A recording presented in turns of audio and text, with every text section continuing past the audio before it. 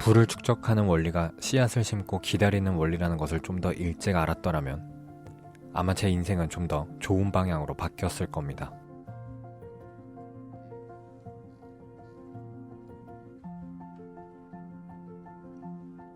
오늘 소개해드릴 이야기는 부의 나무가 열리는 81개의 씨앗을 담고 있는 책입니다. 부자의 언어라는 책인데 이 책의 구성이 좀 독특합니다. 한번 들어보세요. 저자 존 소포릭은 척추교정사로 일하며 평범한 소득을 벌었지만 가난이 주는 불안을 경험하면서 경제적 자유를 갈망하게 됩니다. 결국 오랜 시간 끝에 부동산 사업가로 부를 일구었는데요. 20대 아들에게 부자가 되는 지혜를 들려주고 싶어서 3년에 걸쳐서 이 책을 썼다고 합니다. 잔소리처럼 들리게 하고 싶지 않아서 부자 정원사가 부의 원칙을 가르쳐주는 우화 방식으로 설명을 하고 있어요. 제가 읽으면서 인상 깊었던 씨앗들을 한번 소개해 볼게요. 첫 번째, 성향의 씨앗. 이 책은 말합니다. 성향과 맞지 않는 일을 할 때 우리 마음속에선 충돌이 일어난다. 자신의 성향에 부합되는 일을 선택하는 것에서 첫 시작을 하라. 그 첫 번째 선택이 당신이 행동할 공간과 당신이 배워야 할 중요한 기술을 제공한다. 당신이 적응하고 계속해서 스스로에 대해 더 많이 배울수록 기술이 확장될 것이고 마침내 자신에게 딱 맞는 특정 자리, 특정 분야, 기회를 알게 될 것이다. 그때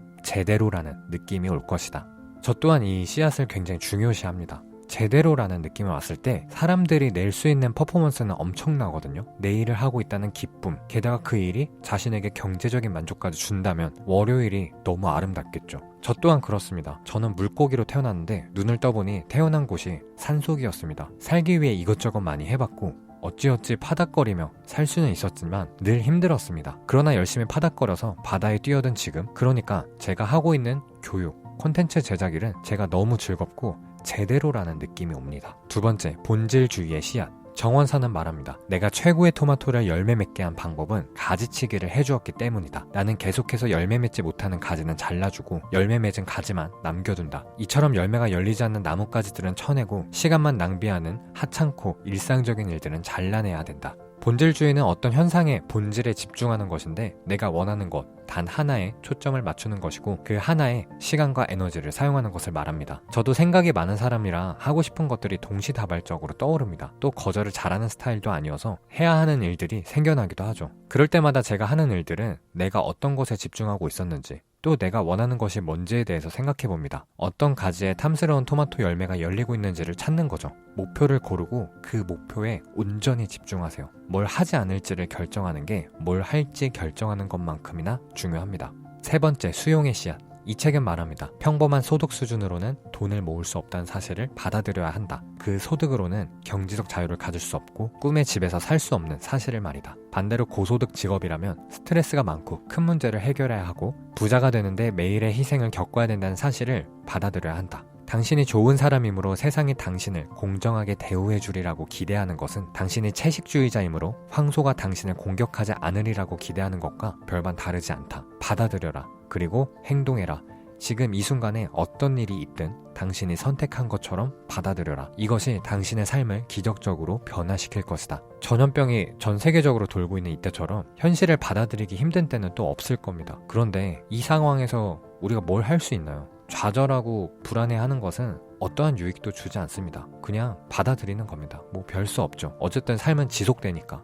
그 문제에 저항하는 순간 고통이 밀려올 수 있어요. 그저 지금 상황에서 우리가 할 수 있는 일을 찾고 행동하는 일 뿐입니다. 또한 현실을 받아들이는 순간 새로운 시작이 피어날 겁니다. 내가 늙어가고 있다는 것을 받아들이게 되면 현재의 에너지를 소중하게 여기게 될 것이고 삶이 유한하다는 것을 받아들이게 되면 흘러가는 시간을 존중하게 될 테니까요. 네 번째, 강단의 씨앗. 강단은 자기 연민에 빠지거나 불평하지 않고 고통과 희생을 감내하는 힘이다. 주중시간은 우리가 먹고 살기 위해 치르는 대가라면 여가시간은 꿈을 위해 치르는 대가이다. 부에는 진 빠지는 여정이 수반된다. 강단은 끝까지 밀어붙이는 내면의 힘이다. 월급의 수익을 만드는 일은 달콤하지 않습니다. 불확실함, 고통, 희생, 업무량 모두 견뎌내야 합니다. 그러려면은 강단이 있어야 하겠죠. 그럼 강단은 어떻게 만들어질까요? 이 책은 이렇게 말합니다. 일을 감내하기 위해서는 의미에 집중할 필요가 있다. 내가 왜 그 프로젝트를 하는지 초점을 맞추는 것이다. 여러분들은 왜 월급의 수익을 만들려고 하시나요?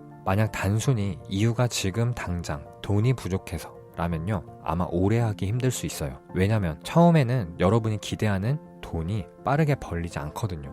그런데 만약 여러분이 월급의 수익을 만들려는 이유가 내가 좀 더 원하는 일을 하고 주체적으로 일을 하고 싶고 주체적인 삶을 살아가길 희망하고 경제적 자유를 위해서 매일매일 꾸준히 노력하는 삶을 살기 원해서라면 그 행위 자체에서도 의미를 발견할 수도 있고 그게 강단이 될 겁니다.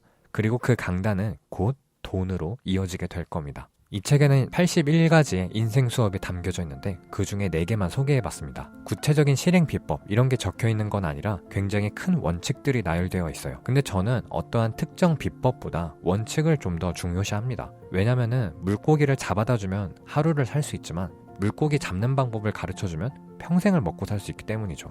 그리고 이 책을 읽고 주의할 점이 있어요. 이 씨앗들의 정체를 알고 끝내는 거는 전혀 의미가 없습니다. 아무것도 실행하지 않으면 그냥 TV 보는 것과 별반 다르지 않습니다. 이 중에 마음에 드는 씨앗 딱 1개만 골라서 일주일 내에 무조건 1개의 실행을 해보세요. 많이도 하지 마시고 그냥 1개만 해보세요.